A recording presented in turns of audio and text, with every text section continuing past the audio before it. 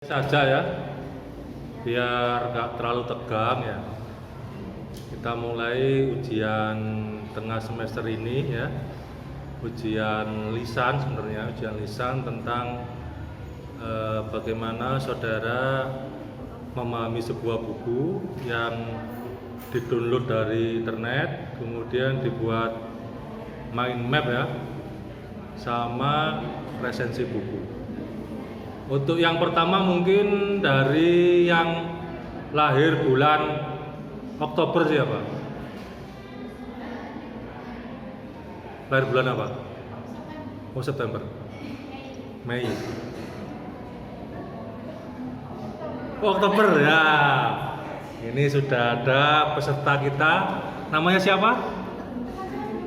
Enggak apa-apa. Ujiannya bersifat solutif ya, artinya saya memberi solusi ya. Solusi yang diuji itu pertama tentang teknik presentasinya ya. Gak usah tegang ya, kalau tegang nanti jangan sampai marah gitu ya. Tenang aja, nanti saya bantuin ya. Nanti tolong dibantu nempelin ya. Nggak bawa plester ya, atau gimana?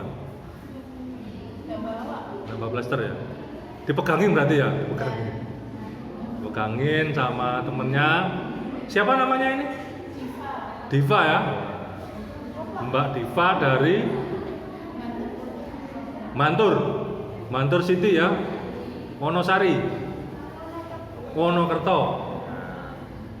Kali ini tema yang diangkat apa Mbak Diva? Apa ya? Tolong dibantuin ya.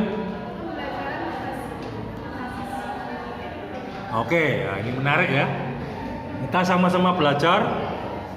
Jadi everyone is teacher. Apa artinya?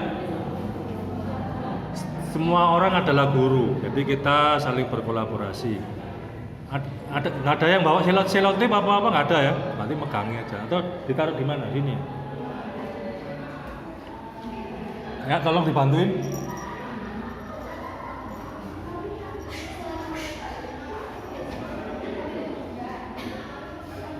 Nah. Kalau di Instagram kan begitu ya.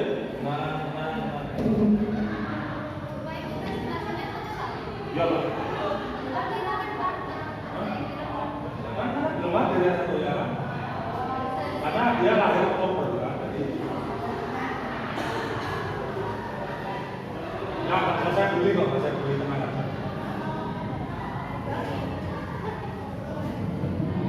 Ditempel di mana nanya? Kayak gitu ya?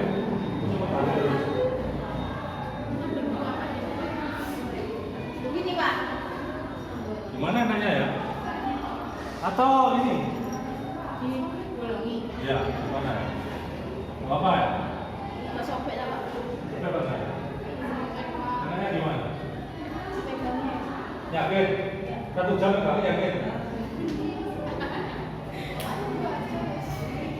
Belajar. Ini apa nanti? Mau belajar jadi ya. Nanti malah baca buku. Bukunya diperlihatkan juga. Gimana ya? Ada ide nggak? Ini gimana ya?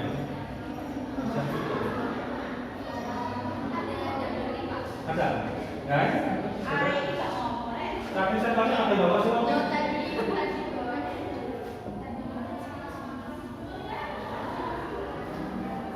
Jadi caranya presentasi nanti saya beri masukan untuk lebih baik. Kalau mau bisa saja, atau mau presentasi dengan saya ya apa? Wadahnya sangat jauh.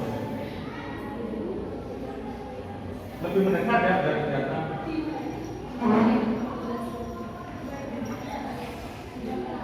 Dengarkan dulu.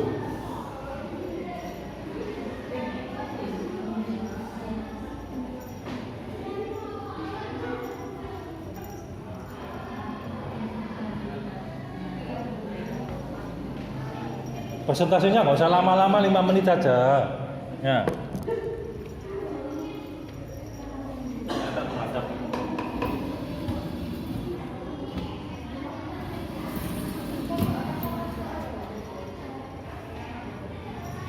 DeFi namanya ya. Sekaligus saya masukkan nilainya biar cepat.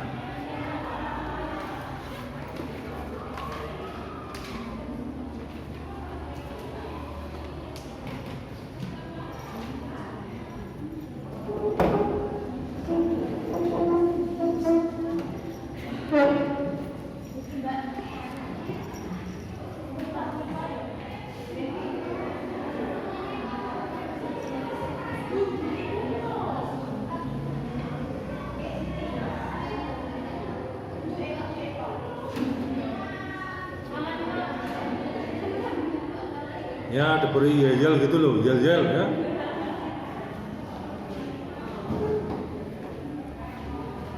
Selanjutnya yang lahir bulan Oktober siapa? Yakin nggak ada? Yang lahir tanggal 21 bulan apa saja? 12 ini. Ini. Lahir tanggal berapa? Nah ini Pak. Nomor 2 apa?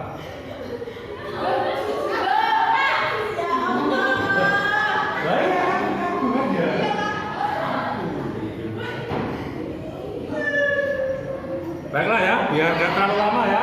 Semuanya fokus ke Mbak Diva ini ya. Nah, Mbak Diva ini. Diva. Oke, 5, 4, 3, 2, 1, mulai. Assalamualaikum warahmatullahi wabarakatuh. Waalaikumsalam warahmatullahi wabarakatuh. Saya di sini akan mempresentasikan dari salah satu bab di buku yang berjudul Pembelajaran Berbasis Teknologi. Dan di sini saya ambil materi pembelajaran berbasis web tanggal 6.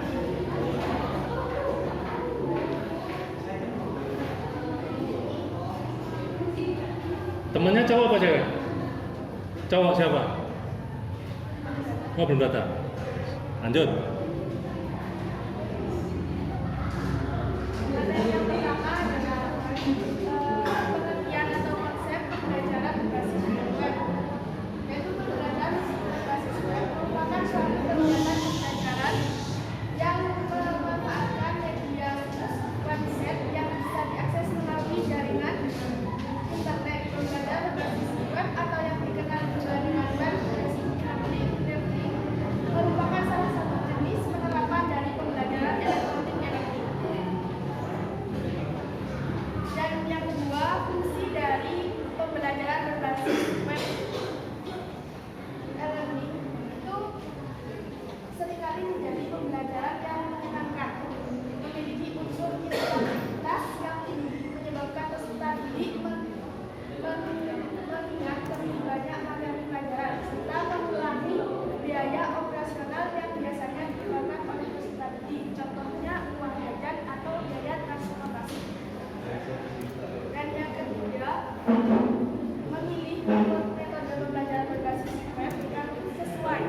Ada 2 langkah yang harus dilakukan untuk menentukan metode pembelajaran yang cocok untuk diterapkan dalam suatu kondisi pembelajaran.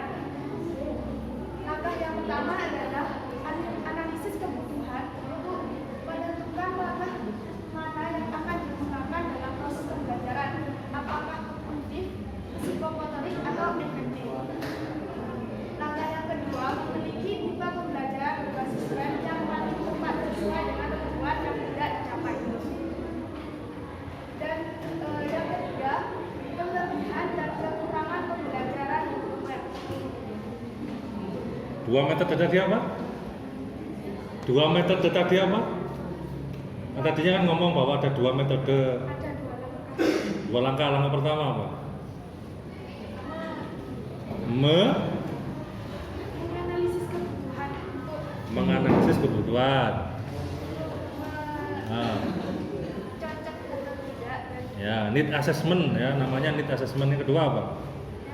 yang kedua, memilih pembelajaran yang paling tepat atau sesuai. Oke, lanjut. Dan yang keempat, kelebihan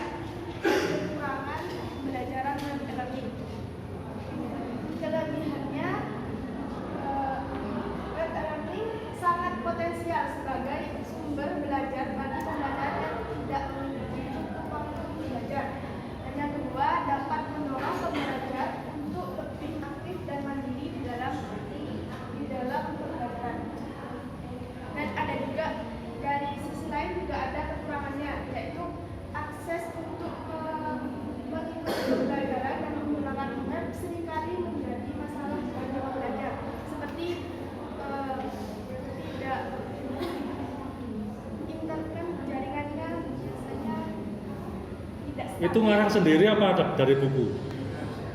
Halaman berapa? Ada? Baca, tapi memang baca ya? Baca ya? Bukunya karangan siapa sih?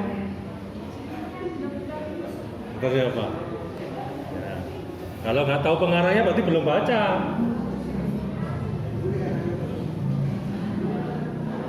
Baca ya? Penerbitnya siapa? Kan kalau kita meresensi itu kan harus tahu ya nama penerbit, nama pengarang kan gitu ya.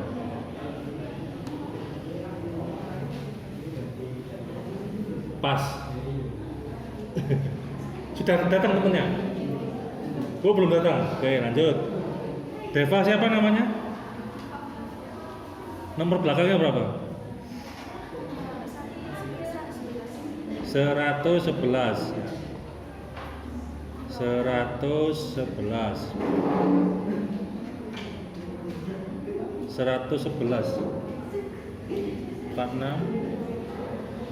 Kamu kalau bacanya bukunya gimana caranya? Teknik baca yang kamu kembangkan dalam membaca buku itu kayak apa?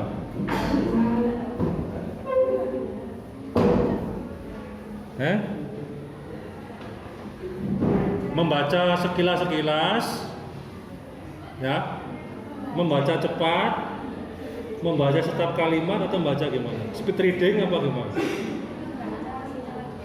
Secara cepat. Apa yang menarik dari buku ini?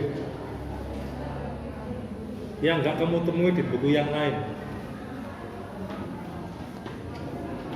Apa?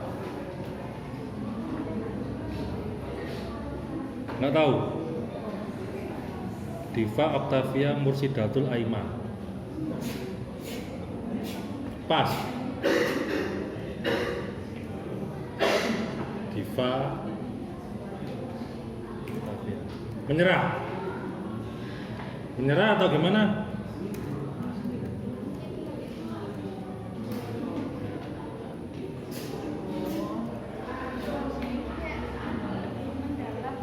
Apa yang buktinya apa?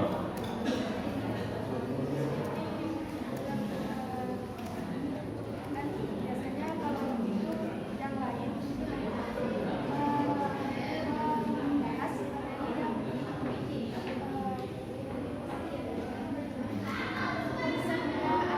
Ya. Kutipannya apa yang menarik misalnya apa di halaman buku itu? Quote yang paling menarik dari buku itu salah satunya. Nah, berarti nanti mengulang ya. Nah, nggak bisa ya. Nah, mengulang tugasnya mencari satu quote yang paling menarik di buku itu yang kamu anggap menginspirasi. Saya. Oke, cukup. Kita beri tepuk tangan. Selanjutnya tadi siapa yang tanggal 21 lahirnya? Kalau mau nangis, nangis aja dulu. Habis nangis, presentasi ya. Iya, ada orang.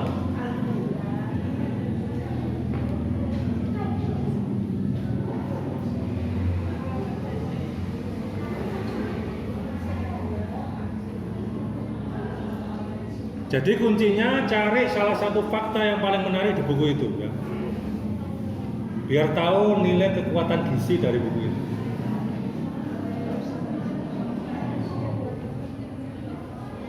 Grupnya namanya apa sih grupnya? Apa sih? Grup kelas namanya apa? Grup kelas.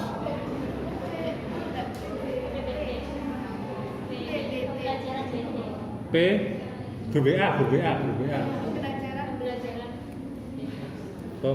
Soalnya sama dengan kelas yang lain tuh bingung. MPIC ini ya. Pembelajaran BT ini ya.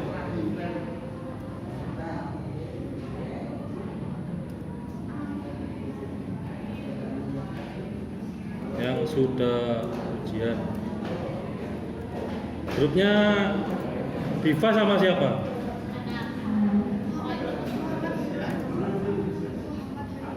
Muhammad Khairullah.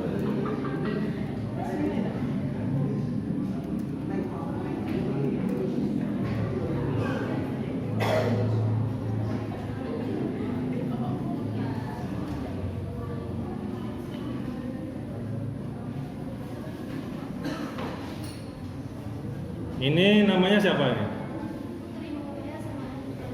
Trimunya itu nama NIM belakangnya nomornya berapa?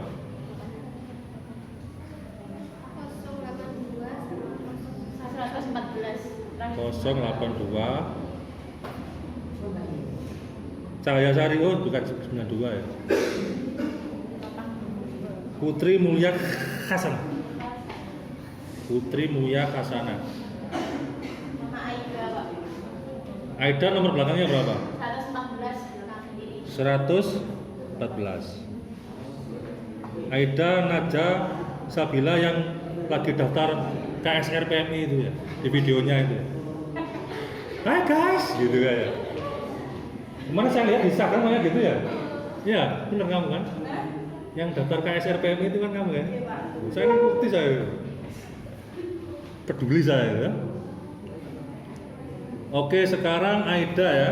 Coba saya ingin tahu keterampilan membuka presentasinya seperti apa. Dari Aida dulu ya. Iyalah. Terapkan layaknya seperti kamu di Instagram, gitu kan? Ya, Pak lihat. Assalamualaikum warahmatullahi wabarakatuh. Waalaikumsalam warahmatullahi wabarakatuh. 3 menit. Saya di sini akan menjelaskan materi saya yang Salah.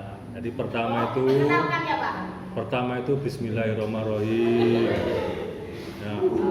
Baru salam. Perkenalkan nama saya lah gitu. Coba ulang. Bismillahirrahmanirrahim. Assalamualaikum. Nggak usah gerak-gerak begini. Coba lagi relax lagi. Nggak usah gini. Coba gestur tangannya harus tepat. Bismillahirrahmanirrahim. Assalamualaikum warahmatullahi wabarakatuh. Slow. Nah, ayo bagus. Perkenalkan Mainkan gestur tangannya, dimainkan ya. Coba ulangi lagi. Gestur tangannya yang nyaman. Kamu belum nyaman. Belum nyaman itu. Ini ada Pak nyaman, Pak. Loh, kalau itu acara benderan. Lagi, Pak. Oh iya, sampai bisa. Bismillahirrahmanirrahim. Assalamualaikum warahmatullahi wabarakatuh. Jawab. Perkenalkan kami kelompok Hiburan. Kelompok gak jelas. 11. Gak jelas. Perkenalkan nama saya Ayu Sabila dan ini teman saya yang akan mempresentasikan tentang teknologi pendidikan dan teknologi pembelajaran. Cukup, sekarang gantian Putri Khasana, coba gayanya seperti apa? Ya, keterampilan membuka presentasinya. Posisi diatur dulu biar tenang ya. Bismillahirrahmanirrahim. Assalamualaikum warahmatullahi wabarakatuh. Jawab kan. Selamat pagi teman-teman. Perkenalkan nama saya Putri Khasana. Siang, boleh ulang lagi. Siang, bukan pagi. Ulang lagi biar bisa. Nah. Bismillahirrahmanirrahim. Assalamualaikum warahmatullahi wabarakatuh. Selamat siang teman-teman. Perkenalkan nama saya Putri Khasana dari kelas FPIC. Di sini saya akan mempresentasikan tentang teknologi pendidikan dan teknologi pembelajaran. Cukup, sekarang duet. Presentasi duet. Coba. Presentasi duet. Teknik membuka presentasi dengan cara duet. Tahu maksudnya? Nah, coba. Ayo setting ya. Ya, ayo shoot gak apa, shoot aja ya. Habis ini cowok ya? Cowok yang lahir Oktober siapa? Oh, lahir apa? Ini lahir apa ini? Aku Maret, aman kok.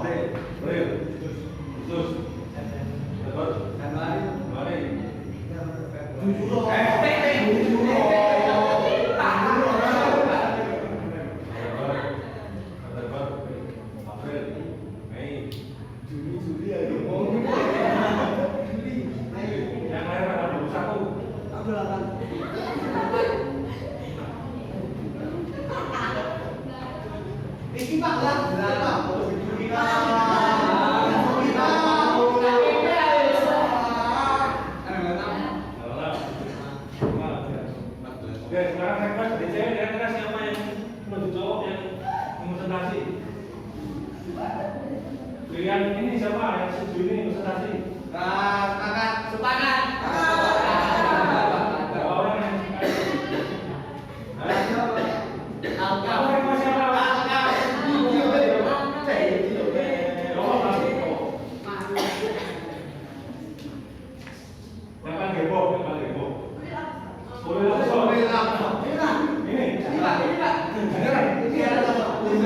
Yang sedang muncul di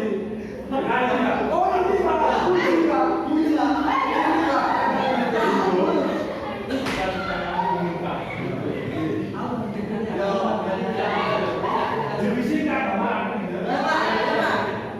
berarti ya info kita ya kan sering nampak di Instagram di WA ya. Habis ini boleh lah. Sekarang kita lihat duet dari Aida sama Putri Hasanah ya. Coba kita lihat kolaborasinya menarik apa enggak? Jadi di sini saya akan membahas tentang teknologi pendidikan dan teknologi pembelajaran yang dibagi menjadi 5 poin, yaitu hakikat definisi, konsep sistematik, hubungan ilmu dan teknologi, komponen teknologi pembelajaran, dan pengembangan teknologi. Yang pertama yaitu hakikat definisi dari teknologi pendidikan dan teknologi pembelajaran.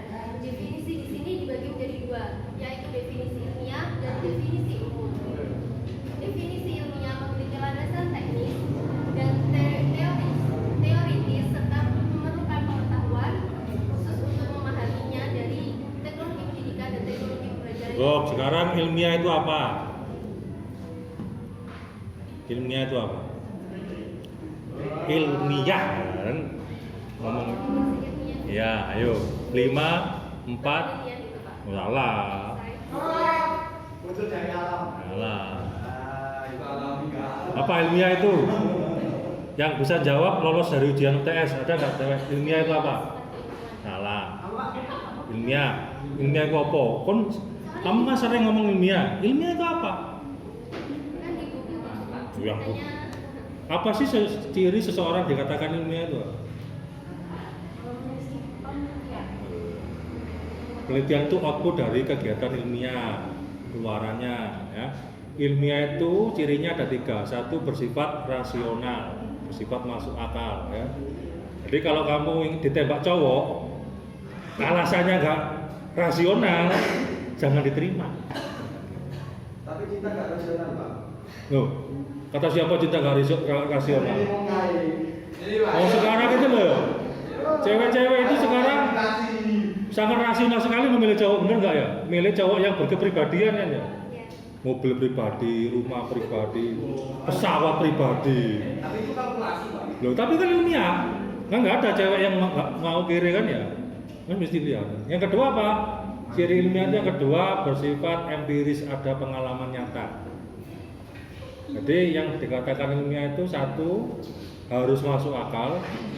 Apakah penjelasan dari Siti Nur Hasanah, Putri Nur Hasanah, Putri Mulia Hasanah ini apakah cukup rasional? Ya kan?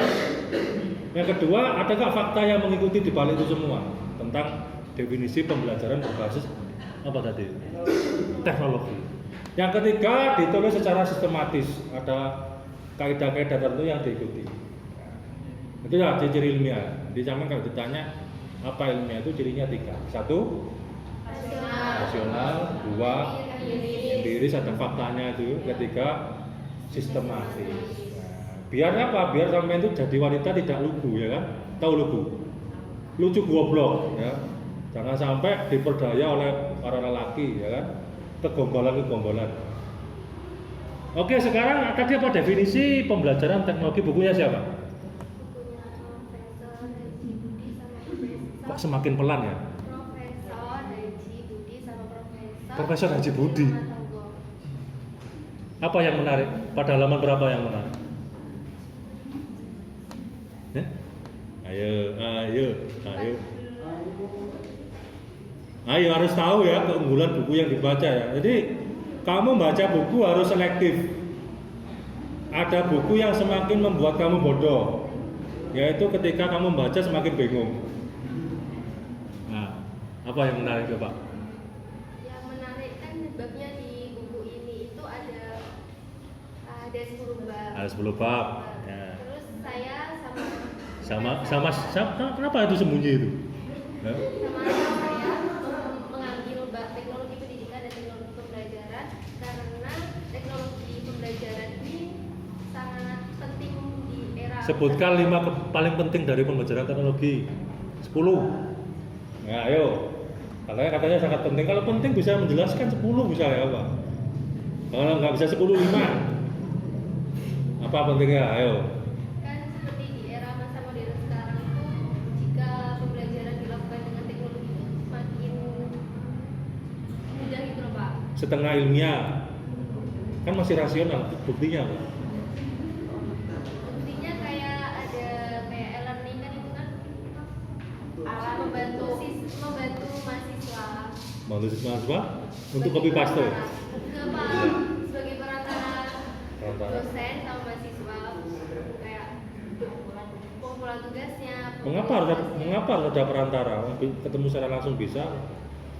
Kan biasanya kan bisa online gitu loh Pak. Bisa Nggak online. mau ada berhalangan. Bisa diakses dengan baca real time. Oke, 2 apa? Oh. Ini untuk menguji apakah benar-benar baca buku apa tidak. Ya kan? Ayo, 2 apa? Pas, 5, 4, 3, 2, 1. Terus semakin berkembangnya zaman kan itu Pak, kayak teknologi itu semakin canggih, jadi nggak ketinggalan gitu pembelajarannya. Apa? Cirinya canggih, sophisticated. Katanya Muhammad Ulil Absor.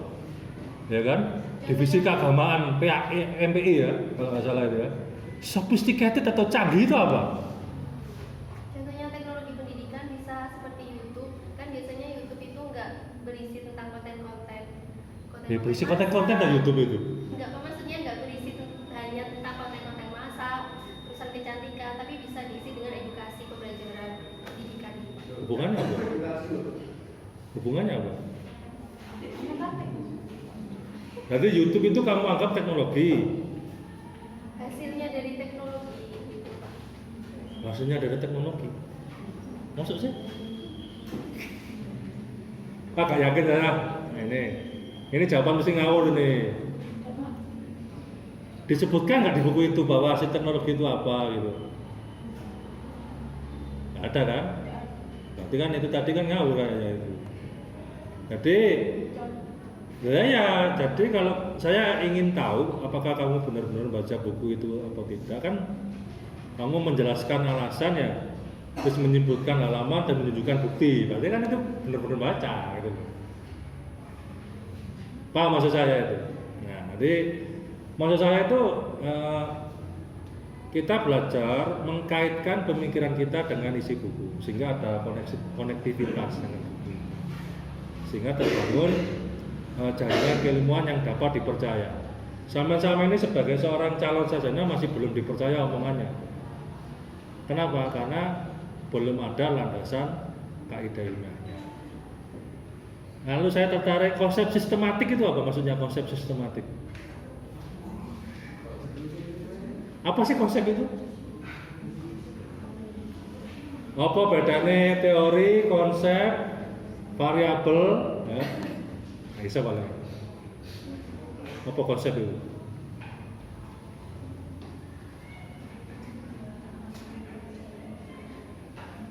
Tulislah apa yang kamu kuasai. Ya. Kamu nulis memaksai dan kamu kuasai menunjukkan kebodohannya. Jadi ketika presentasi itu benar-benar kamu yakin bahwa kamu menguasai konsep yang kamu tulis. Nanti jadi sasaran tembak ini terkait dengan nanti ketika kalian mengerjakan skripsi. Kadang-kadang kan biar mempertebal halaman kan semuanya dimasukkan tuh. Tapi ketika ditanya nggak bisa jawab. Nah itu kan menunjukkan kebodohannya. Oke ya, cukup ya Putri Hasanah ya sama Ahda Rayhan ini ya. Ahda, Nabila, Aida. Kita beri tepuk tangan biar semangat. Masih harus mengulang lagi. Cari satu quote yang paling menarik di buku itu dan bisa membantah saya. Ya, ini loh Pak menarik. Saya buktikan buku ini. Nah, quote ya, oh ya. Kalau saya sampai ngomong oh ya bagus, berarti bisa membantah saya ya. Terus itu hasilnya diketik atau bukan? Nggak apa-apa dibuat seperti di baliknya kan masih kosong lah itu. Di baliknya itu loh. Di baliknya karton itu bisa kamu tulisi. Dikumpulkan sekarang. Ya nanti kamu kan belum baca bukunya. Minggu depan ya. Minggu depan. Sekarang kita sambut artisnya kelas MPI Muhammad Ulil Absor, SPD, MPD, DST, DSP. Amin. Monggo Pak Ustaz. Sama Nabi Muhammad. Bismillah. Nah ini sama siapa ini? Kelompok. Mana? Nah, coba kita tes ya. Ini ahli quote-quote ini ya, yang sering nampang di WA status ya. Pakai background ungu ya kemarin ya. Kabodo ya Allah Subhanahu Loh, kita lihat Pak Ustaz ya, seperti apa.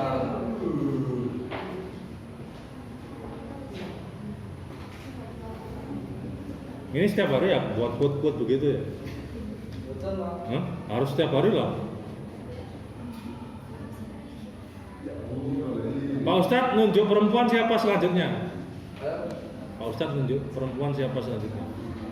Buku tua kelas apa tuh? Oh iya betul. Mana buku ketua kelas itu? Yang mana? Yang mana buku ketua kelas? Hah? Oh itu ya. Namanya siapa buku ketua kelas itu? Putri. Belakangnya berapa? Nomor ini belakangnya berapa? 113. Nurul Hikmatus Sakdulit. Oh bukan. 113. Putri Nur Fatih. Kalau Mas Ulil ini berapa nomor belakangnya? Mukamat Ulil Absor sama belakangnya berapa? Nomor NIM belakangnya berapa? 08.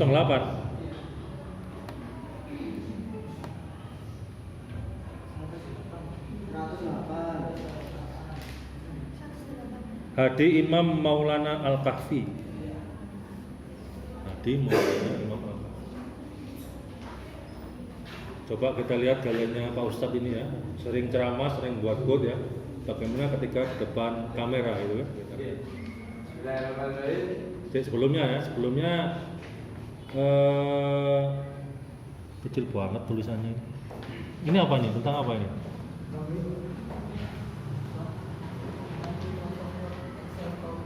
Apa?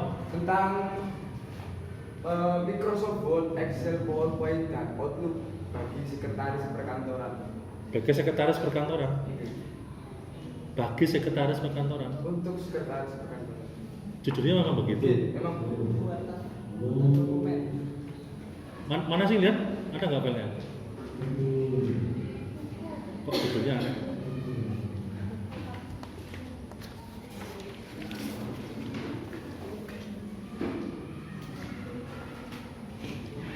Oh ini sudah pakar ini. Kamu lincah menggunakan Word. Halo? Lincah menggunakan Word, Excel, PowerPoint. Alhamdulillah sekedar membuat makalah seperti itu. Apa menariknya buku ini? Menarik Pak. Apa? Di situ kita bisa mengetahui lebih lanjut tidak hanya sekedar pembuatan makalah, tapi juga bisa pembuatan kayak di situ dijelaskan kayak di sini ada grafik penjualan, mencetak absensi karyawan dan grafis ya. Ya sama, buku yang lain juga banyak. Ini buku lawas. Iya Pak. Office berapa tahun yang digunakan? Halo? Office berapa? Office 2010. Ya kan sudah ketinggalan zaman. Iya. Mau sekarang itu rata-rata 2013 ya. Tapi sedikit banyak ada kemiripan dengan Office yang sekarang. Nah, ya, tapi kan ini bukunya jadul. Iya. Umurnya sudah 11 tahun. Kami Apa? belum pernah membuat seperti ini. Jadi buku itu sangat menarik untuk kami pelajari. Sangat menarik, terus akan desit karena buku yang Leo. Halo? Karena nggak ada buku yang lain biar cepat selesai tugasnya, hanya dipilih buku Oh, ini. tidak, Pak. Wah, Tidak apa? seperti itu. Apa alasannya? Ayo. Soalnya kami benar-benar mencari buku yang di situ sesuai ketentuan Bapak ada hubungannya dengan pembelajaran berbasis teknologi. Ah. Dan di mana di situ benar-benar menambah pengetahuan khususnya bagi kami para mahasiswa. Oh, pengetahuan apa bedanya pengetahuan sama ilmu pengetahuan? Halo? Apa bedanya pengetahuan sama ilmu pengetahuan? Apa bedanya ilmu? Pengetahuan, knowledge, dan ilmu pengetahuan atau sains. Oh iya. Le.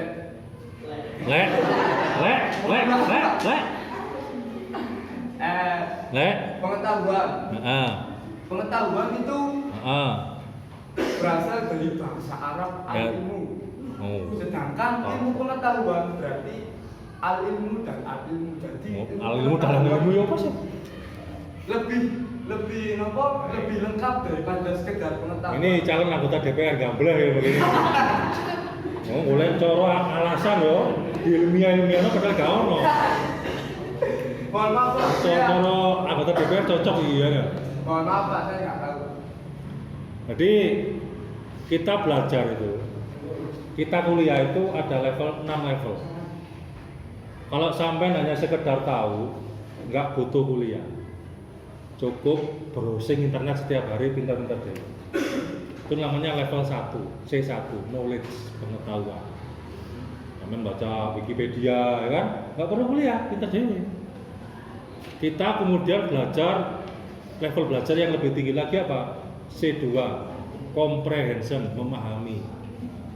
Memahami itu bisa membandingkan pengertian satu dengan pengertian yang lain, ya kan?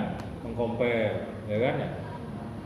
Nah, yang ketiga, level yang lebih tinggi lagi mengaplikasikan, menerapkan, C3, application.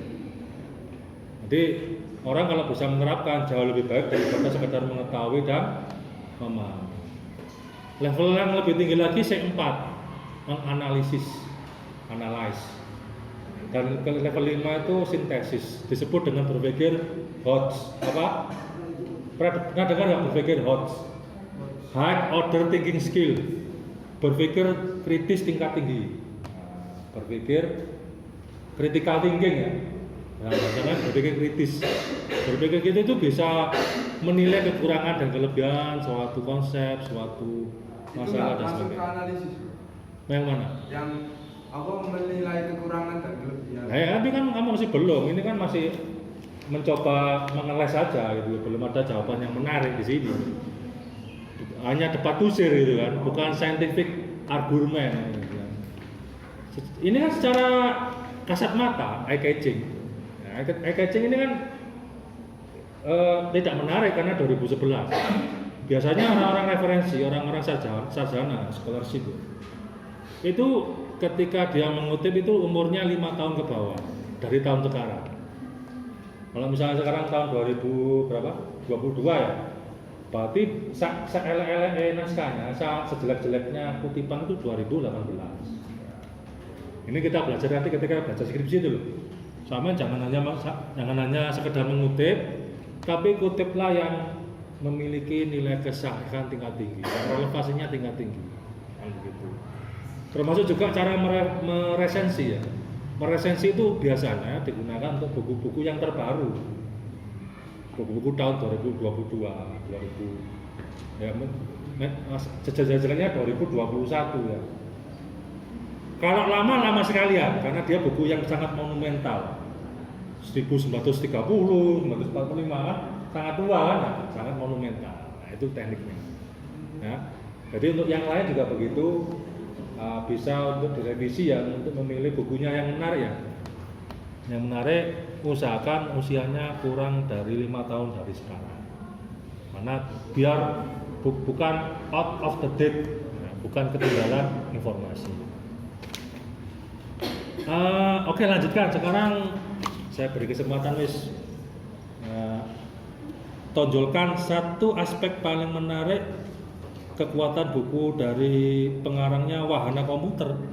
Memang ada pengarang Wahana Komputer? Itu kenapa dirancang secara bersama gitu loh? Nah, Dari grup mana sih bukunya. filenya atau bukunya mana? Nggak mungkin ya, masa ada nama orang Wahana Komputer?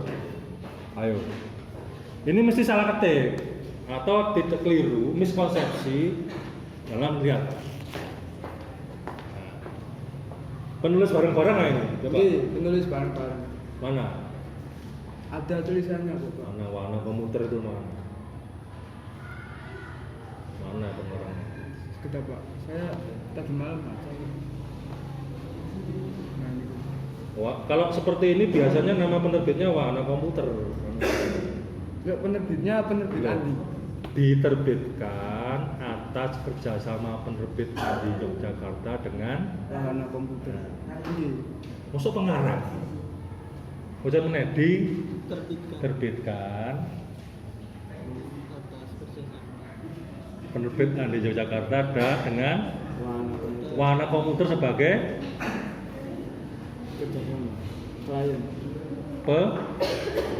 penerbit. Jadi jangan sampai membaca identifikasi buku ya. Biasanya kalau kita merujuk setelah nama kota, Semarang ini nama kota kan, diikuti dengan nama penerbit. Ini loh, katalog dalam perpustakaan nasional, katalognya itu loh. Ini kan penerbitnya kan dua, Yogyakarta diterbitkan dari Andi, yang dari Semarang dari Wahana Komputer. Berarti status dari Wahana Komputer ini itu penerbit, bukan pengarang. Pengarangnya Kalau tidak ada pengarang berarti editor yang dikutip. Ini loh, Westringensee. ya Pak. Westringensee. Ya. Jadi jangan sampai keliru. Pengarangnya editornya itu kan. Yang dijadikan apa dirujukannya editornya. Ya. Westringensee buka kurung editor tutup kurung. Kemudian judul, iya kan begitu. Siap. Ini pelajaran bagi yang lain ya. Jadi harus jeli kalau ngutip-ngutip ini. Ini buku yang sifatnya how to, tahu buku how to? Buku tutorial. Yang dikritisi tutorial apa misalnya? Kalau buku-buku tutorial seperti ini yang dikritisi apa? Yang kamu kritisi apa? Di situ saya ada melihat kekurangan dan kelebihannya. Nah, kekurangannya apa? Kalau kekurangannya di situ tutorial bagi kayak sekretaris-sekretaris yang sudah memahami dasar-dasar Word gitu Pak. Nggak ngomong sekretaris padahal buku itu. Iya, maksudnya yang butuh tulis-menulis gitu. Nah, kalau buku mahasiswa itu, dan lain-lain. jadi kalau kita mengkritisi buku ya, buku yang how to itu bagaimana misalnya dia ini namanya itu topografi. Kamu tahu topografi? Topografi itu apa? Misalnya keterbacaan ya. Apakah langkah-langkah belajar yang disajikan dalam buku ini itu familiar nggak dengan bahasa kamu misalnya? Misalnya contoh ini kan dia ini apakah sama tampilannya dengan laptop kamu misalnya? Jangan-jangan versinya berbeda, kan begitu ya. Versi berbeda, font-fontnya berbeda. Apakah dengan penjelasan tiga baris ini bisa memahamkan pembaca dengan mudah enggak? Misalnya, karena itu menentukan apakah bahasanya itu multitafsir atau tidak. Ya. Apakah fontnya terlalu tipis atau tidak? Misalnya ini kalau disentrong Kalambari kan tipis ya. Dia terbaca enggak? Kan gitu kan. Ini keterbacaan namanya topografi. Apakah buku ini sangat praktis dibawa kemana-mana nggak misalnya? Nah itu yang dikritik buku-buku auto ini. Karena buku-buku auto ini bukan buku bacaan berat, ya kan? Konsumsinya kan untuk apa? Ringan, praktis. Untuk ringan, praktis dibawa kemana-mana juga enak, misalnya begitu. Nah itu yang dikritisi nanti itu. Jadi mengkritisi cara penyampaian dari bagaimana buku itu menyampaikan informasi di sini. Jadi kalau kita baca buku itu konsepnya yang kita kritisi itu ada 5. Satu terkait dengan konsep, apakah konsep tentang Microsoft Word dalam buku ini sudah tepat atau belum? Karena 2011 dengan 2022 tentu kan ada update informasi tentang Word ya. Ya enggak, mau software aja diupdate kan di Play Store itu kan ya. Apakah konsep yang dibayangkan pengarang di tahun 2011 ini apakah masih sama dengan tahun 2022 sekarang? Zamannya sudah berbeda kan? Sudah berbeda, eranya juga berbeda. Yang kedua setelah konsep adalah fakta. Apakah fakta-fakta yang tersajikan dalam buku ini itu ada yang berlaku sebagian, berlaku sepenuhnya, atau ada yang ditinggalkan nggak?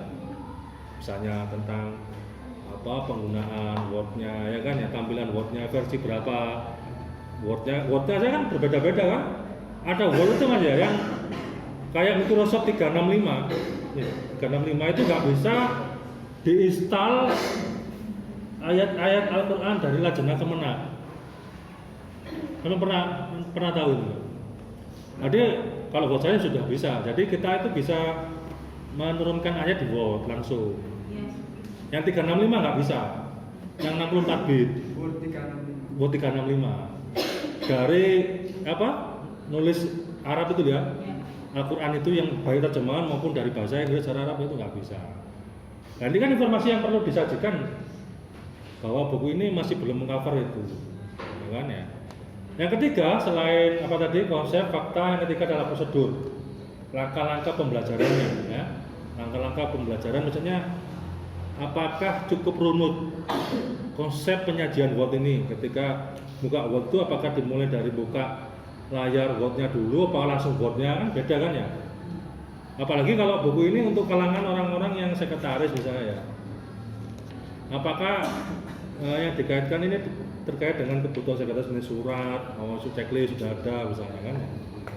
Yang keempat selain prosedur, langkah-langkah tadi, yang keempat adalah prinsip. Bisa dalil ya. Bisa terkait dengan peraturan-peraturan dalam surat menyurat. Ada nggak dilampirkan misalnya? Karena kan sangat butuh kan teknis cara penomoran surat dalam Word misalnya. Itu belum tercover dalam buku ini misalnya. Padahal itu sangat penting misalnya. Kalau sekretaris harus tahu nomor surat ya. Kan lebih baik misalnya kalau ngomong untuk sekretaris pengandaran dilampirkan juga tentang peraturan-peraturan persuratan di organisasi secara umum kan itu kan lebih terbantukan kan kalau itu kan misalnya kamu memberikan opini seperti itu. Yang terakhir adalah benefit atau keuntungan atau manfaat ya. Apa manfaat secara psikologis, manfaat secara administratif, manfaat secara manajerial, manfaat secara ekonomis membaca buku ini. Jadi kekuatan bukunya lebih nyata gitu ya. Oke, sekarang saya ingin tahu statement menerangkan Pak Ulil Absor. Oke. Tadi sedikit intermezzo. Ini saya akan menerangkan. Yo. Oh iya. Nama dulu. Selamat siang everyone. Loh, wong Islam kok selamat siang ya? Assalamualaikum warahmatullahi wabarakatuh. Yo jelas waalaikumsalam lah. Bismillahirrahmanirrahim. Alhamdulillahirabbil alamin wa bihi nasta'in ila akhirih. Aku maafin. Selamat siang semuanya. Mas siang, jawab perek. Perkenalkan saya Muhammad Ulil Absor, kelas C kelompok 9 dan di sini rekan saya di Maulana Alkaf kelompok 9 juga kelas C. Wali Songo. Kami akan Wali Songo. Wali Songo. Iya. Oh iya, Wali Songo. Di sini kami akan menerangkan buku tentang Microsoft Word, Excel, PowerPoint, Outlook untuk sekretaris perkantoran. Dimana kenapa kami mengambil buku ini? Karena kami kira buku ini sangat cocok untuk kita para mahasiswa, khususnya dalam hal tulis menulis seperti itu. Karena di sini dijelaskan bagaimana fungsi dan kegunaan dalam kita menggunakan Word serta beserta langkah-langkahnya. Di antaranya ketika kita menggunakan Microsoft Word di sini dapat dijelaskan membuat jadwal harian, rencana bulanan, daftar pekerjaan, checklist perjalanan, tim fax, iklan penjualan dan lain-lain. Di sini ada juga PowerPoint. Di sini kita dapat membuat presentasi penjualan, bisnis, peluncuran produk, proposal bersama, presentasi peningkatan SDM dan album foto acara keakraban. Di sini juga ada untuk Microsoft Excel. Di sini kita bisa membuat laporan pengeluaran, laporan penggajian, bonus karyawan, absensi karyawan, grafik penjualan dan lain-lain. Dan di Microsoft Outlook kita bisa membuat email, sinkronisasi email dengan Outlook, mengirim dan menerima email dan lain-lain. Jadi dirasa buku ini sangat worth it untuk kita, khususnya para mahasiswa yang sedang menempuh pendidikan, karena akan sangat berguna untuk kita baik sekarang, nanti maupun esok hari. Yang nggak worth it ya menurut saya. Kalau saya baca buku ini nggak worth it. Oh iya. Iya. Apa bukan mahasiswa? Ya, bukan masalah mahasiswa atau tidak, tapi nggak ada faktanya kalau buku ini menarik itu loh. Nggak ada faktanya kalau buku ini menarik. Ini ada kamu. Ya, coba ya sampai tunjukkan ke salah satu mahasiswa apakah ini menarik, sampai tunjukkan buku ini. Nah, jadi itu sampingnya loh ini. Oh ya ini biar fungsi. Oh, iya. Biar fungsi. Nah, Coba sampean coba ya, siapa namanya? Siapa namanya ini? Mufika. Mufliha. Mufliha coba apakah menarik nggak? Jujur ya, nggak usah karena teman, jujur menarik nggak? Jujur loh, nggak boleh karena teman kemudian kasihan loh ya. Enggak kan ya? Coba nih si Aida coba menarik nggak? Menarik. Jujur loh. Sebutannya anu kayak income apa? Nah ya, buram kan ya? Baca lo buram. Mungkin Nanti salah satu kelemahannya salah satunya lagi ya pencahayaan ya. Fontnya tipis gitu kan ya. Kurang tebel dan sebagainya. Berarti terbantahkan faktanya ini aja nggak menarik. tapi kan saya worth it Pak, bukan menarik enggaknya. Worth it itu maksudnya sangat direkomendasikan karena di sini ada membuat foto album kenangan bersama, Nah, kalau- apa dan lain-lain. Nah, sekarang aplikasi HP lo banyak lebih cepat ya. Tapi kan, tapi Tapi kan. sebentar Pak. Nah, Jadi Ya. itu ulangan saya di sini itu berusaha untuk meningkatkan minat baca mahasiswa. Loh, Bapak. keliru. Jangan kurang loh, Pak. Kamu tuh lebih kepada sales penjual buku. Ya. Mati-matian kan ya mempertahankan pokoknya buku ini menarik gitu. Iya menarik Pak. Pokoknya nggak tuh gua lagi Iya, sales buku. menarik, Pak. Itu marketing buku begitu. Iya Pak, betul. Worth it. Jadi resensi itu ya. Ingat ya, resensi itu bukan sales buku. Iya. Meresensi buku itu bisa menjelaskan kelebihan atau kekurangan buku secara proporsional. Tahu proporsional? Objektif, sesuai dengan fakta maupun konsep yang ada dalam buku itu. Kamu mengatakan ini buku menarik kan gitu ya. Tapi dari jajak pendapat yang kita lakukan terhadap dua orang manusia di sini kan ya, ini mengatakan itu tidak. Aduh. Mungkin minat bacanya kurang. Bukan minat baca orang. Buku yang baik itu ya, konsep sejelimit apapun dibuat sederhana sehingga semua orang bisa terbaca. Jadi tugas ilmuwan itu menyederhanakan sesuatu yang mungkin menjadi sederhana. Nah makanya itu tugas ilmuwan itu membuat rumus. Seperti matematika itu kan sesuatu yang rumit. Ketika dibuat rumus menjadi mudah, lah itu tugas orang ilmuwan begitu. Bukan menjadi juru bicaranya buku. Nah kalau gayanya si Kiai Haji Muhammad Ulil Absor ini juru bicaranya buku penerbit Andi dan penerbit Komang. Wah, nah komputer kan gitu kan. Amin. Ayo, mencoba memposisikan diri. Positioning seorang penulis ya. Jadi kita menulis kajian pustaka dalam buku itu bukan jadi juru bicaranya buku. Bukan apa yang semua keluar dari buku itu kita bela mati-matian, tidak.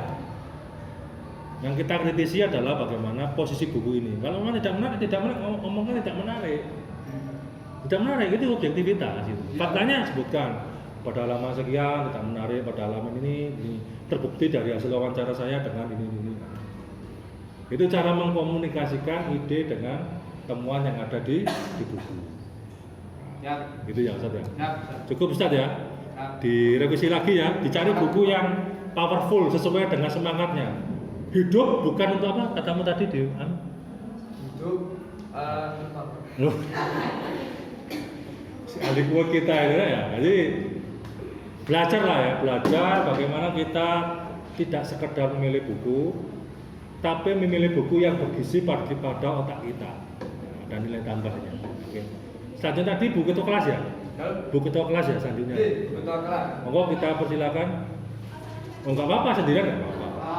Nggak ada masalah. Tadi si siapa tadi itu Diva ya? Diva juga sendirian. Dibantu untuk menyelotipkan Pak Ustadz. Siapa? Nah dengan seperti ini kayaknya lebih menarik, lebih interaktif. Bu Ketum, Buket ya, Bu Ketua Kelas, presentasi apa ya?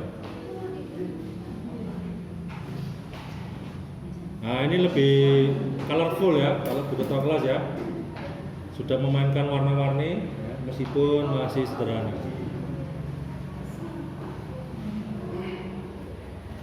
Untuk revisinya dibaliknya ya, dibalik karton itu biar nggak beli lagi ya, nah, masih kepakai. Ya, harus biasa aja. Apa manfaatnya ditulis biasa dengan diketik? Kalau ini lebih telaten, Pak. Bagus.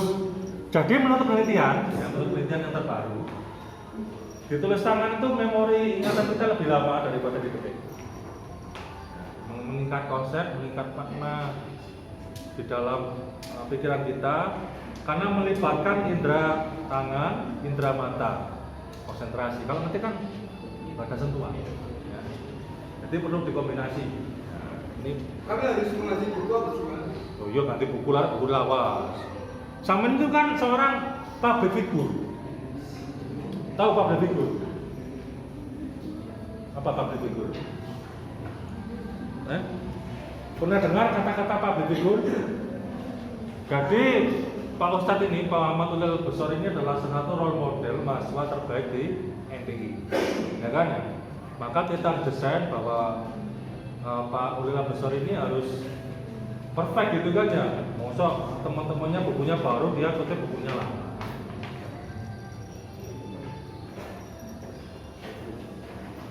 Buku apa yang dibaca? Pembelajaran berbasis komputer, Berbasis komputer? berbasis teknologi informasi dan komunikasi. Ada bukunya? Ya. Ada. Ya. Pak Ustadz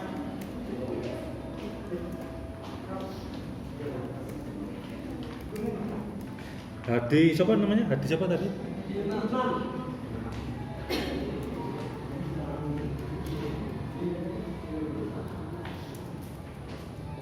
Kamu tertarik syukur ngambil aja di perpus atau gimana? Saya tertarik mengambil buku pembelajaran berbasis komputer, informasi dan komunikasi itu karena di situ bahas tentang pemanfaatan. Ini bukunya ngambilnya ngawut, Fred? Apa rekomendasi dari seseorang atau gimana? Sejarah rekonstruksi ulang kamu ngambil buku ini di perpustakaan? Saya ngambil sama Yasmin, Pak. Hah? Iya, ngambil sama Yasmin teman saya. Ngambil, kronologinya gimana kan ada banyak buku itu ya? Set. Terus tiba-tiba kok milih ini gitu dibanding buku yang lain? Karena itu kan kita pembelajaran PBT. Karena itu yang tersisa di raknya itu atau gimana? Karena itu, Pak, mengenai bahas tentang teknologi. Oh, sebelumnya ada nggak buku yang lain yang kayaknya buku ini atau ini ya? Atau gimana? Ada membanding dibanding ke apa gimana? Gitu kan? Langsung ambil ini. Tak tes pengarangnya siapa? Dokter Rusman MPDI sama Dokter Ya. Rusman MPD sama Dokter Denny Kurniawan MPD. Kurang satu. Profesor. Nah, berarti sekilas ini. Tahun terbit tahun berapa? 2012. Penerbitnya?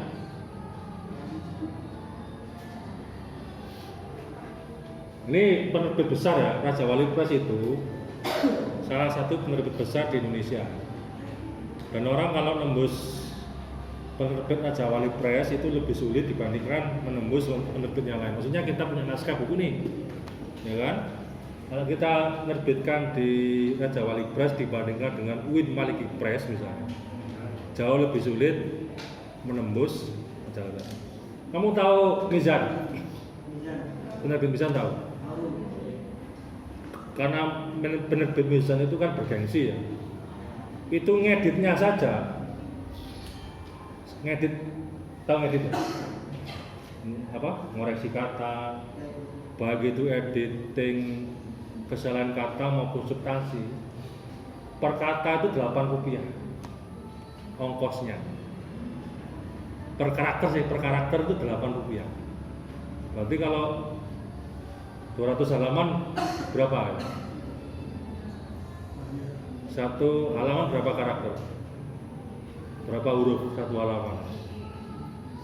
Nah, ada 500?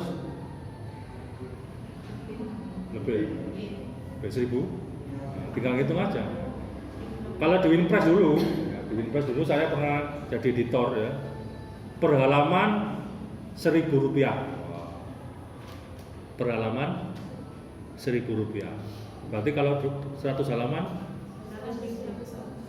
100.000. Ya. Kalau jadi penulis dulu di Winpress ya. Sekarang kayaknya ada ya. Skripsi yang terbaik akan diterbitkan Win Maliki Press ya. Kalau dulu itu skripsi yang terbaik misalnya sampai punya cita-cita ingin menjadikan skripsi sampai sebagai buku gitu kan ya. Itu per halamannya 10.000. Berarti kalau 100 halaman berapa? 1 juta. Terus coba belajar gitu ya. Wah, saya ingin skripsi saya jadi buku Pak. Biar bisa diwarisi zaman kepala. Oke, sekarang karena ini berarti ngambilnya secara selektif ya, atas pertimbangan rasional ya, bukan pertimbangan jam tayang.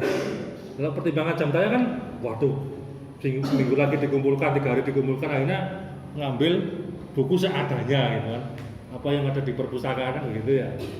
Ini atas pertimbangan rasional. Pada halaman apa yang menarik ini dikuning-kuningin kenapa ya? Oh, halaman 11. Kamu fokusnya pada bab berapa? Bab 7, saya lihat. Bab 7. Bab 7 tentang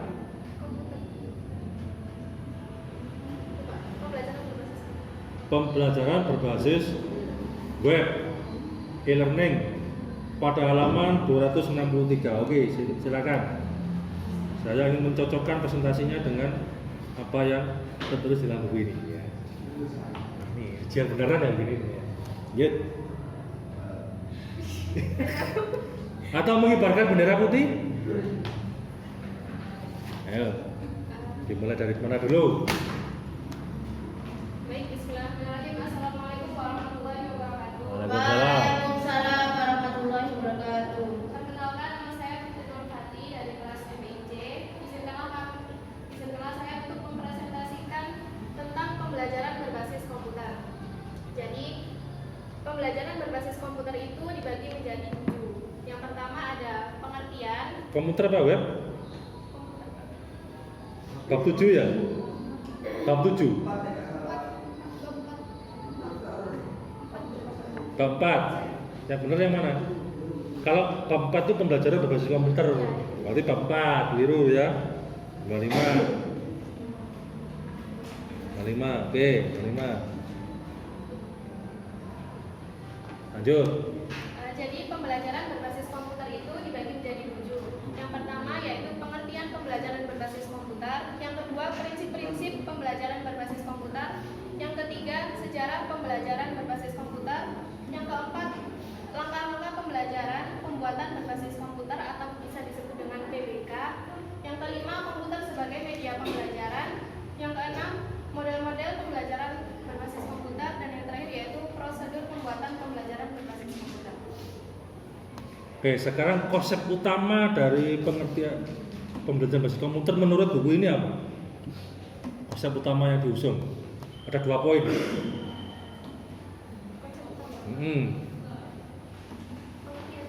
Iya, pengertian di halaman 97 kan ya. Nah. Mastery learning, apa mastery learning? Apa mastery learning ini? Ini loh, dia mastery learning ini loh, mastery learning loh, ini loh. Apa mastery learning? Yang maju siapa yang maju? Bantuin, nah maju yang maju. Mastery learning itu apa mastery learning? Nah, Emen tak beritahu, mastery learning itu apa? Ayo coba, eksplorasi. Mastery learning, pembelajaran tuntas. Pernah dengar nggak konsep mastery learning? Pembelajaran tuntas. Nah, belum pernah. Kalau itu yang berarti cara menjabarkan. Nggak bisa ngawut. Nek menjabarkan tuh ngawut kalau nggak ada datanya.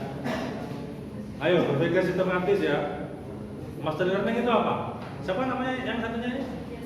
Yasmin ya. Itu kan jelas di halaman 97 ya kan? Melalui sistem komputer kegiatan pembelajaran dilakukan secara tuntas. atau mastery learning. Ya. Maka guru dapat melatih siswa secara terus-menerus sampai mencapai ketuntasan dalam belajar. Apa maksudnya mastery learning? Fokus itu aja ya, jangan kemana-mana. Ya. Pernah dengar mastery learning? Mastery learning itu kalau sampean nggak menguasai, nggak boleh naik kelas. Harus sampai bisa, sampai tidak ada kesalahan sama sekali. Jadi dulu misalnya begini ya, dulu di tarbiyah itu ujian TS satu mata kuliah itu 2 hari 2 malam, ngantri satu-satu, menganut konsep mastery learning. Jadi zero mistake, 0 kesalahan. Misalnya ketika belajar kita kuning ya, ada kesalahan huruf, ngulang lagi dari 0, ngantri dari belakang lagi. Jadi satu orang mahasiswa bisa ujian UTS 4-5 kali. Ada kesalahan dikit, salah, ngulang lagi dari awal, ngantri sampai benar-benar bisa. Itu namanya mastery learning. Jadi tidak ada kesalahan sama sekali, perfect gitu kan. Mau pembelajaran seperti itu. Ya. Durasinya tapi lama durasinya. Sampai dulu ya, mungkin sampean pernah diasuh Mama Lala. Bu Lala, Mama Lala. Lah iya Mama Lala kan. Ya, Mama Lala kan. Dulu IPK 2,5 aja sudah selamatan. Sudah giling-giling ke kafe-kafe zaman dulu. 2,5 coba bayangin. Kamu IPK-nya berapa? 3,9. Ini 2,5 aja dulu sudah semangatnya luar biasa. Kenapa? Karena sulitnya mendapatkan nilai B karena menganut sistem mastery learning. Harus benar-benar sampai bisa, entah itu baca kitab, entah itu penguasaan agama ya kan. Bahkan ngulang UTS itu sampai 4-5. Nah sekarang nggak bisa diterapkan sistem seperti itu karena terkena akreditasi. Bayangkan kalau IPK-nya MPI itu 3,0 ya kan ya. 2,5 mungkin dari sini akan nangis-nangis itu kan. Nangis-nangis itu kan, minta ampun itu nggak mau kuliah lagi kan apa? Karena tadi sulitnya dapat nilai. Kalau sudah dapat nilai akhirnya studinya kan kelamaan. Dulu jarang yang S1 4 tahun persis itu jarang gitu dulu. Karena apa? Sulitnya mendapatkan nilai C, apalagi B. Kalau sekarang kan datang itu B, bisa jawab nilainya A kan begitu ya. Senyum nilainya A+. Kan begitu. Itu konsep mastery learning.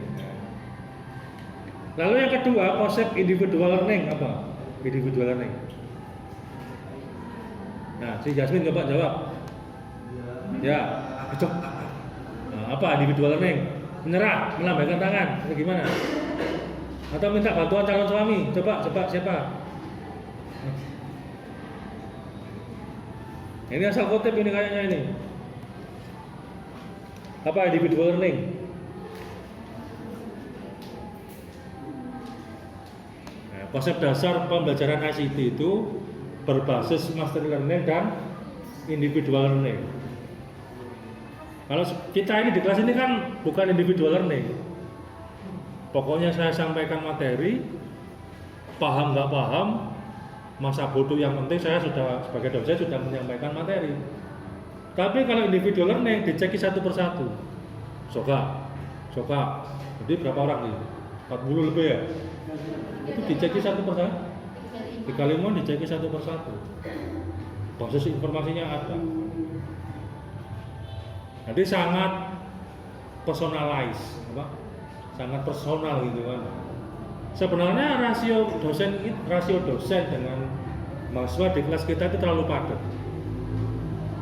Idealnya satu kelas itu 20 orang banding satu dosen. Agar apa? Agar perhatian dosen dengan mahasiswa itu benar-benar fokus.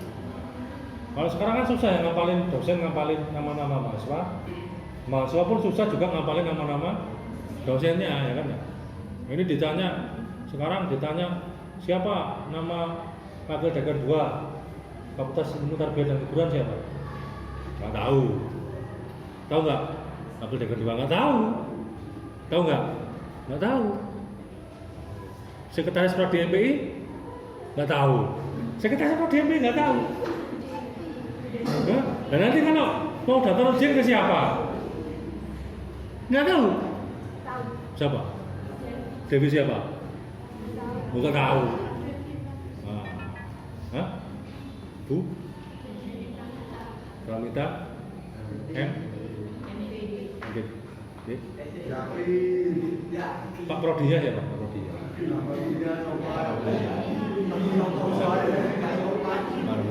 Untung lah ya. Jadi salah satu ya kelemahan dari pembelajaran berbasis komputer ya, salah satu kelemahannya adalah human touch. Apa? Human touch. Apa artinya human touch? Sentuhan kemanusiaan. Jadi kita jarang kenal secara emosional, jarang kenal banget gitu. Karena kamu kan SMP ya, sarjana minta pulsa gitu kan, dan SD sarjana daring ya. Jadi tadi kelemahannya adalah kegiatan emosional yang terbangun antara dosen dengan mahasiswa, antara relasi antara mahasiswa dengan mahasiswa. Kamu kira-kira ibu kota kelas ini kenal nggak semua anggotanya satu kelas ini? Hah? Yakin? Yakin? Saya tanya tes ya. Nama lengkapnya ini siapa? Cahaya. Nomor NIM? 82 belakangnya. Oh salah. Berapa? Oh 92, ada 10. Nah. Yang Mas Brengosan itu, ya. Abalala itu siapa?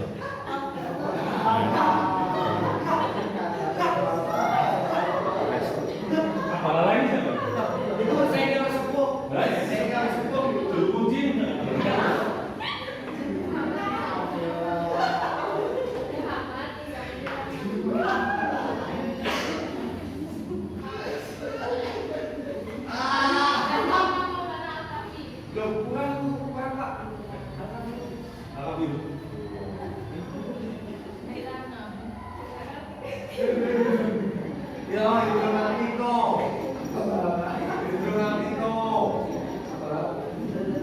Ya berarti saya menduga bu ketua kelas ini asal ngutip ya, yang penting tugasnya selesai gitu kan.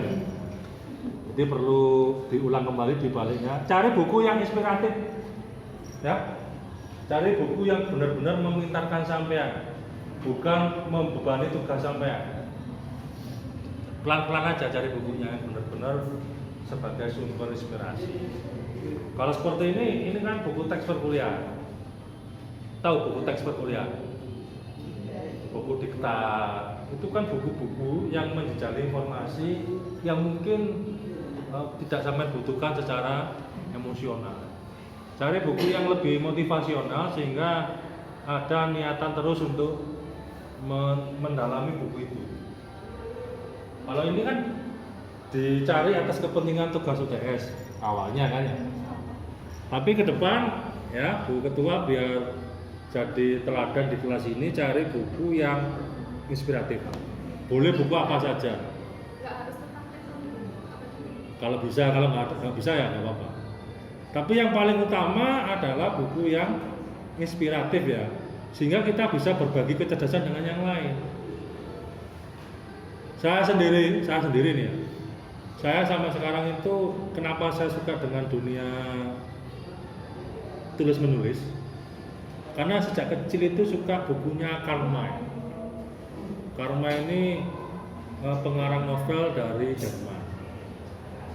Saya mengoleksi bukunya itu dari Winnetou 1, 2, 3, 4. Winnetou itu suku Indian Apache. Karabenemsi, para pemuja setan, itu cerita-cerita dari dari Turki Utsmani. Mereka mengelilingi gurun dan sebagainya. Itu sangat mengakar di sini. Terus ada novel kecil, novel trio detektif, itu sangat mengakar menjadi karakter. Nah, itu kalau nggak baca buku itu mungkin saya nggak akan duduk di kelas ini. Senang baca, senang diskusi. Karena ada personalisasi karakter yang kemudian mengilhami saya untuk suka membaca, suka menulis, suka berdiskusi. Harapannya itu. Jadi buku ini sebagai sumber penerang di tengah kegelapan jiwa yang kamu alami misalnya seperti itu. Oke ya Bu Ketu ini, Bu Ketu. Coba cari buku yang lain ya. Buku-buku yang mungkin terkait dengan leadership atau apa gitu. Ada pertanyaan? Kalau nggak ada kita akhiri ya. Minggu depan kita lanjutkan. Jangan lupa minggu depan tanggal lahir tanggal berapa? Minggu depan tanggal berapa? 28 ya? Ya pokoknya yang lahir tanggal 28 ada nggak di sini tanggal 28? Hah? Oh ini ya? Nah cocok ini. Bu siapa namanya? Mufliha ya? Bu Mufliha bersiap diri. Silakan dicoba dengan buku yang lain ya. Kita beri tepuk tangan untuk yang sudah presentasi. Nah, terus untuk yang lain harap bersabar ya dan tetap tenang ya. Gak apa, kesana yang penting inspiratif. Nah, kalau ada pertanyaan, kalau nggak ada kita akhiri. Cukup ya.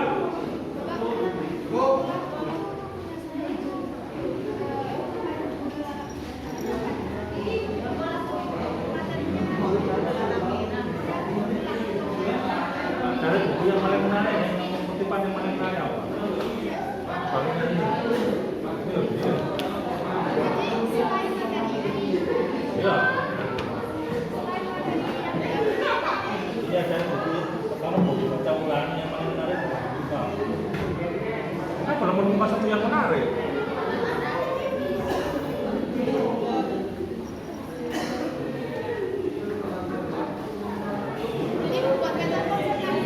Yolah, biar semangat. Yang sederhana aja ya. Ini terlalu rumit. Kecil-kecil sehingga kamu sendiri nggak suka membacanya ya. Jangan buat meta konsep yang tidak menarik. Terlalu kecil, terlalu rumit. Sehingga kamu sendiri nggak suka membacanya ya.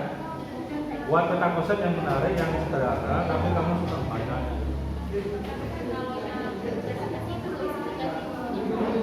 Kamu bisa sendiri kalau nggak menarik ya bisa berubah. Gak apa-apa sambil nunggu gak apa-apa.